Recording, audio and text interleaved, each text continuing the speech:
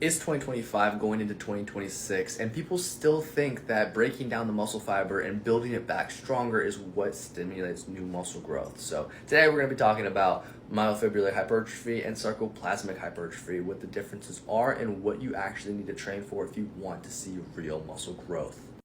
All right, so first off, what is myofibular hypertrophy and what is sarcoplasmic hypertrophy? So to start us off, here is your muscle. Your muscle is made up of muscle fibers, right? The red is the muscle fibers, the blue is the sarcoplasm or the fluid that fills the space in between the myofibrils. Now, a myofibril is the smallest part of a muscle fiber. Now, obviously, when we're talking about myofibular hypertrophy, we're talking about building more muscle fibers, right? This is what we want if we want to see long-lasting growth. Sarcoplasmic hypertrophy is what happens when the muscle expands, it increases with the fluid, and it's got more fluid and it's got more glycogen in between the myofibrils, and that causes the muscle to grow in size temporarily.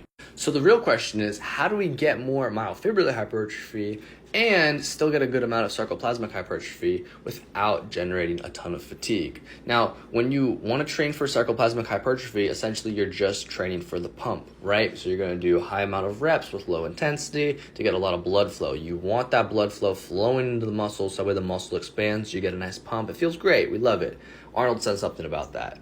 But if you want to grow actual new muscle fibers, you want to grow new myofibrils, it occurs when you get to the involuntary slowing of the contractile phase, right? And that's when you get to those last slowing 5 reps or so at the end of an intense set.